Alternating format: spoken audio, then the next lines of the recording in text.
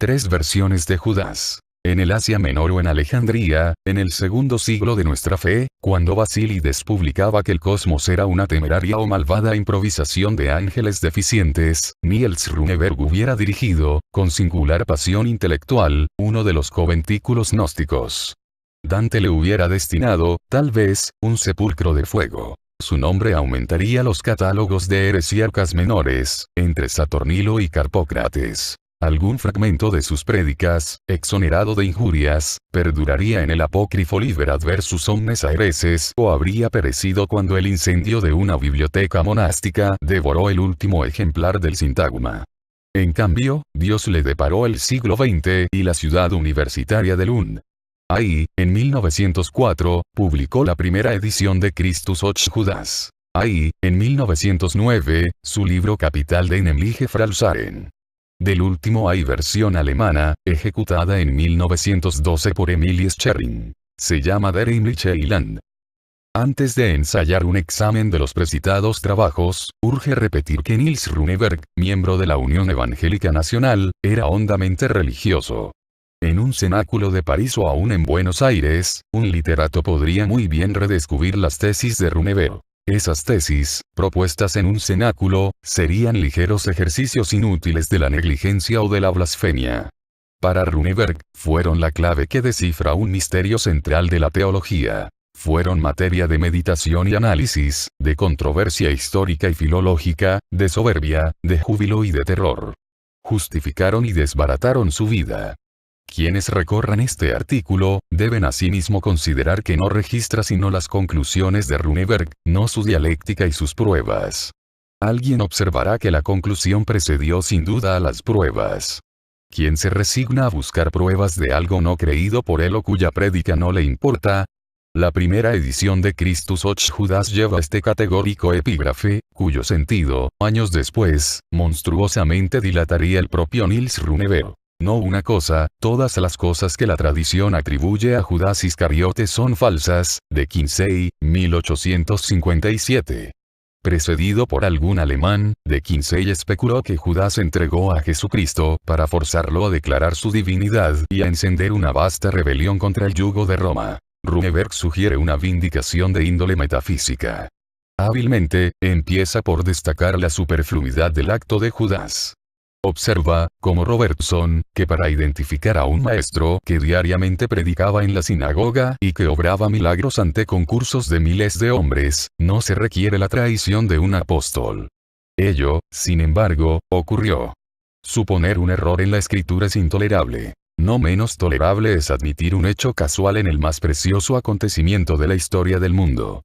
Ergo, la traición de Judas no fue casual. Fue un hecho prefijado que tiene su lugar misterioso en la economía de la redención.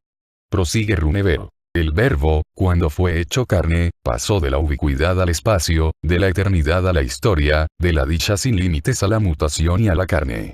Para corresponder a tal sacrificio, era necesario que un hombre, en representación de todos los hombres, hiciera un sacrificio condigno. Judas Iscariote fue ese hombre. Judas, único entre los apóstoles, intuyó la secreta divinidad y el terrible propósito de Jesús. El Verbo se había rebajado a mortal. Judas, discípulo del Verbo, podía rebajarse a delator, el peor delito que la infamia soporta, y ser huésped del fuego que no se apaga. El orden inferior es un espejo del orden superior. Las formas de la tierra corresponden a las formas del cielo. Las manchas de la piel son un mapa de las incorruptibles constelaciones. Judas refleja de algún modo a Jesús.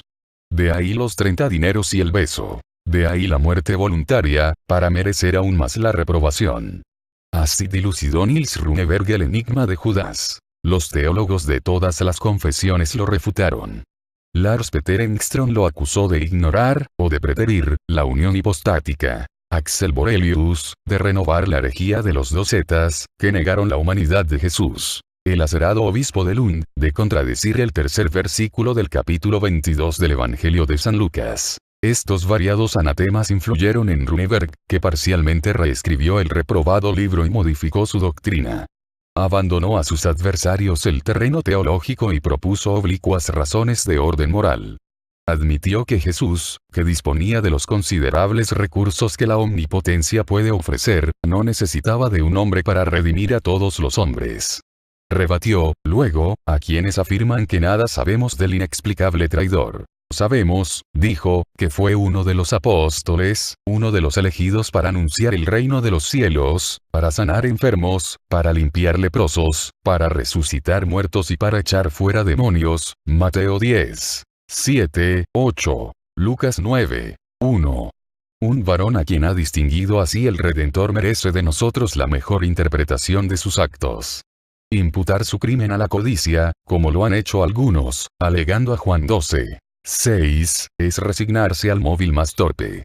Niels Runeberg propone el móvil contrario. Un hiperbólico y hasta ilimitado ascetismo.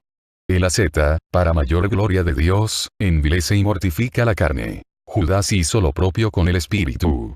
Renunció al honor, al bien, a la paz, al reino de los cielos, como otros, menos heroicamente, al placer. Premeditó con lucidez terrible sus culpas. En el adulterio suelen participar la ternura y la abnegación. En el homicidio, el coraje. En las profanaciones y la blasfemia, cierto fulgor satánico.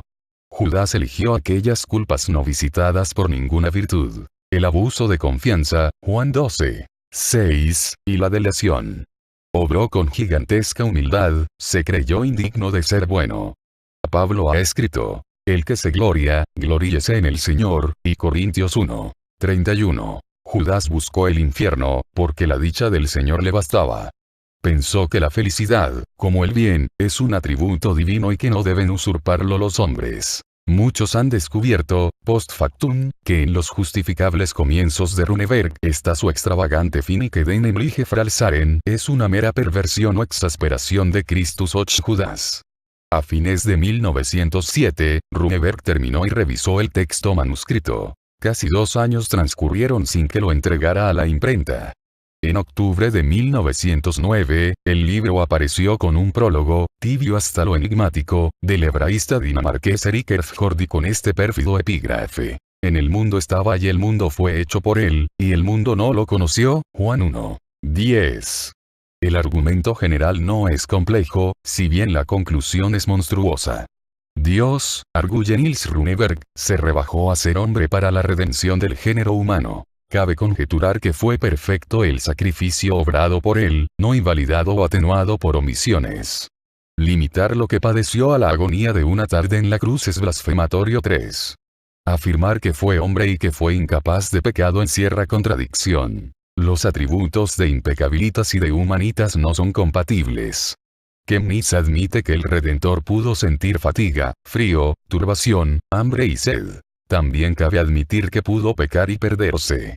El famoso texto brotará como raíz de tierra sedienta. No hay buen parecer en él, ni hermosura. Despreciado y el último de los hombres. Varón de dolores, experimentado en quebrantos. Isaías 53. 2, 3, es para muchos una previsión del crucificado, en la hora de su muerte. Para algunos, verbigracia, Hans Lassen Martensen, una refutación de la hermosura que el consenso vulgar atribuye a Cristo. Para Runeberg, la puntual profecía no de un momento, sino de todo el atroz porvenir, en el tiempo y en la eternidad, del Verbo hecho carne. Dios totalmente se hizo hombre hasta la infamia, hombre hasta la reprobación y el abismo. Para salvarnos, pudo elegir cualquiera de los destinos que traman la perpleja red de la historia. Pudo ser Alejandro, Pitágoras o Rurico Jesús. Eligió un ínfimo destino. Fue Judas. En vano propusieron esa revelación las librerías de Estocolmo y de Lund. Los incrédulos la consideraron, a priori, un insípido y laborioso juego teológico. Los teólogos la desdeñaron. Runeberg intuyó en esa indiferencia ecuménica una casi milagrosa confirmación. Dios ordenaba esa indiferencia. Dios no quería que se propalara en la tierra su terrible secreto.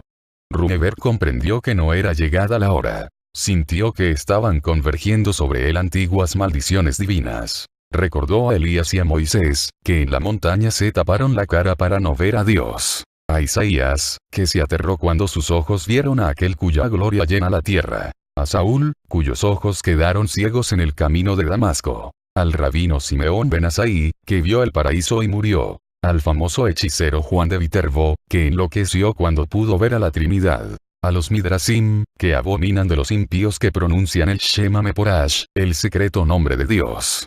¿No era él, acaso, culpable de ese crimen oscuro? ¿No sería esa la blasfemia contra el Espíritu, la que no será perdonada? Mateo 12. 31. Valerio Sorano murió por haber divulgado el oculto nombre de Roma. Qué infinito castigo sería el suyo, por haber descubierto y divulgado el horrible nombre de Dios.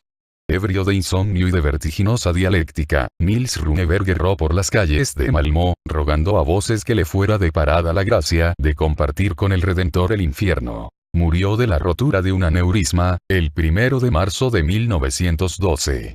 Los heresiólogos tal vez lo recordarán. Agregó al concepto del Hijo, que parecía agotado, las complejidades del mal y del infortunio. Fin.